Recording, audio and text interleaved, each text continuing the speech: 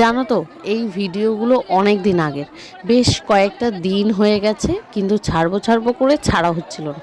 গ্যালারিতে রয়েছে, ডিলিট করে দেব। এত ভালো মুহূর্তগুলো অনেকে দেখতে পারবে, সেই জন্যই ভিডিও দেয়। আবারও ভয়েস করে ভিডিওটা তোমাদের সামনে ছাড়া। তো চলো ভিডিওটা শুরু করি। আমি মেঘা, মেঘশ্রী বাড়ি, ওয়েলকাম। আশা করি সকলে বেশ ভালো আছেন আর সুস্থ আছেন, আর আমরাও বেশ ভালো আছি।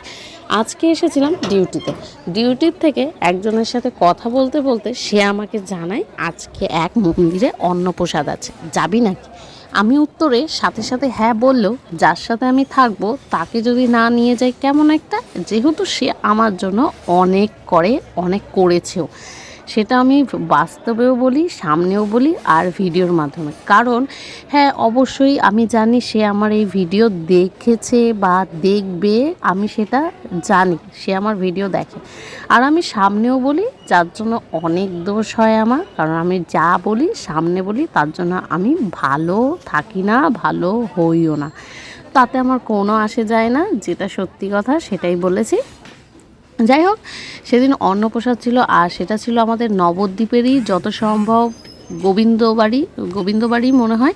জানি না, আমার পুরোটা মনে নেই মন্দিরটার নাম। শুধু গেছিলাম যেই দাদার সাথে, সেই দাদার সাথে গিয়ে অন্নপ্রসাদের জন্য প্রচুর লাইন ছিল। যেহেতু আমাদের চেনাশোনা এক দাদা ছিল বলে তাড়াতাড়ি করে ঢুকে গেছিলাম। আর ঢুকেই দেখলাম প্রথমে থালা গ্লাস দেওয়ার সাথে সাথে দিয়ে দিয়েছিল অন্নপ্রসাদ, ছোলা দিয়ে কচুর শাক। এটা দেওয়ার পরে আরও অনেক জিনিস এসেছিল, যেগুলো প্রতিটাই যাচাই ছিল। তুমি একবার না অনেকবার নিতে পারো, কোনো অসুবিধা নেই। কিন্তু এই যে গরম ছিল খাবারগুলো, সাথে মানুষের গরম ছিল, প্রাকৃতিক একটা গরম, খুব গরম ছিল, এত হাওয়া বাতাসের সাথে সাথেও। আর সাথে ছিল আমার এই ভিডিও করা, একবার খাওয়া একবার ভিডিও করা। কারণ আমি যেখানেই যাই চেষ্টা করি একটু ভিডিও করার, যাতে এগুলো পরে স্মৃতির মতো আমি আমার গ্যালারি থেকে দেখতে পাই। হ্যাঁ, যখন আমরা বাড়িতে বসে এই প্রতিটা মন্দিরের প্রসাদ কিনে খাই তখন তৃপ্তি ভরে না, তাও খাই। কিন্তু যখন কোনো মন্দিরে প্রসাদ খাওয়া, তখন একটা তৃপ্তি, মন, আত্মা সব কিছুই একটা অনেক বেশ ভাল লাগে, জানি না কেন। যাই হোক, আমি আর ওই দিদি এসেছি। আমি এখানে কোনো দিদির নাম বলছি না, আশা করি অনেকেই চিনবেন, কারণ আমার ভিডিও অনেকেই দেখে, সেহেতু আমি আশা রাখি একে চিনবে। হতে পারে তার সাথে আমার সম্পর্ক সাপ বেজির মতো, কিন্তু হ্যাঁ, ভালো সময় যেমন কাটিয়েছি তার সাথে, খারাপ সময়গুলোও কাটিয়েছি চুপ থেকে। কিন্তু হ্যাঁ, সে যা আমার বিপদের দিনে সাহায্য করেছে সেটা আমি কখনোই ভুলতে পারবো না, কারণ তাহলে আমাকে বেঈমান বলা হবে। কিন্তু হ্যাঁ, ঝগড়া অশান্তি সব করি, হ্যাঁ সেও হয়তো করে, কিন্তু সে অনেক বুদ্ধিমতী, আমার মতো এলাবেলা না। সে অনেক ধৈর্যের সাথে অনেক সুন্দরভাবে কথা বলতে জানে, যাকে তাকে আমার সামনে রেখেও আমি শিখতে পারি না, যেগুলো আমার কাছে খুব আফসোসের কথা।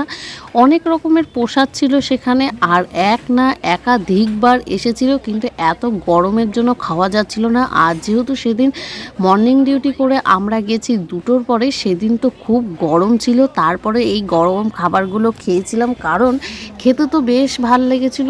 আর এই মন্দিরে সকলকেই ঠান্ডা জল দিচ্ছিল, ওদের ওখানে ঠান্ডা জলের ব্যবস্থা ছিল বলে, নয়তো আরও কষ্ট হতো। এসে গেছিলো পরে চাটনির সাথে আর পাঁপড় দিয়েছিল কি না আমার মনে নেই, দেখেনি। আর ছিল তোমার পায়েস, যেহেতু আমি পায়েসটা খাই না তাই খাইনি। যাই হোক, প্রসাদটা দারুণ ছিল খেতে, বেশ মজা করে খেয়েছি, বেশ মজা করে কাটিয়েছি সময়টা। আর যার ভাগ্যে যেটুকু থাকে সেটুকুই বরাদ্দ থাকে, কারণ আজ আমার ভাগ্যে এটা ছিল না, সাথে আমার পাশে যে মানুষটা রয়েছে তারও ছিল না। কিন্তু হয়তো কোনো কারণবশত পেয়েছিলাম আর তাকে নিয়েও গেছিলাম, কারণ সে আমার জন্য অনেক জায়গায় অনেক কিছু করেছে, তার জন্য তাকে না নিয়ে আসলে একটা খারাপ লাগতো।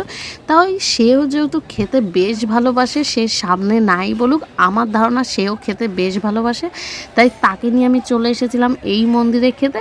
আর মন্দিরটা যত সম্ভব গোবিন্দবাড়ি হবে, হয়তো আমার ভুলও হতে পারে, আমি জানি না, কারণ আমি দেখিনি। আমার খাওয়ার দরকার ছিল অন্নপ্রসাদ, আমি খেয়ে দিয়ে বেরিয়ে এসেছি। আর সেদিন কোনো একটা বাৎসরিক উৎসব ছিল, সেটাও আমি জানি না, কারণ সেখানে আমি নিমন্ত্রণেই ছিলাম না, এক দাদার সূত্রে গেছি। আর তার সাথে আমার পাশে আমার ওই মানুষটাকেও নিয়ে গেছি, তাই আমি সব একটা জানি না। খাওয়ার দরকার খেয়েছি, আর বাড়ি আসার দরকার এসেছি। কিন্তু হ্যাঁ, তৃপ্তি করে খেয়েছি, ঠাকুরের নাম করে খেয়েছি, আত্মার শান্তি হয়েছে, মনের শান্তি হয়েছে, এটাই আমার ভালো লেগেছে। আর সাথে ভিডিওটাও করতে পেরেছি, তোমাদের জানাতেও পেরেছি, কারণ আমাদের নবদ্বীপের প্রসাদ সবার ভাগ্যে হয় না। পয়সা থাকলেও এই প্রসাদ অনেক লাইন করে টিকিট করেও পাওয়া যায় না। তাই যেহেতু কেউ বলেছে আর সেটা ফেলে দেবো, মুখের ওপর না করব, তা তো হতেই পারে না। তাই আজকের এই ভিডিওটা কেমন লাগলো ঠাকুর মন্দিরে অবশ্যই কমেন্ট করে জানাবেন। আর কারা কারা কোথা থেকে ভিডিওগুলো দেখছেন অবশ্যই জানাবেন। সকলে ভালো থাকবেন, সুস্থ থাকবেন, পাশে থাকবেন। আর এখনও পেজটা সাবস্ক্রাইব না করলে অবশ্যই সাবস্ক্রাইব করে রাখবেন।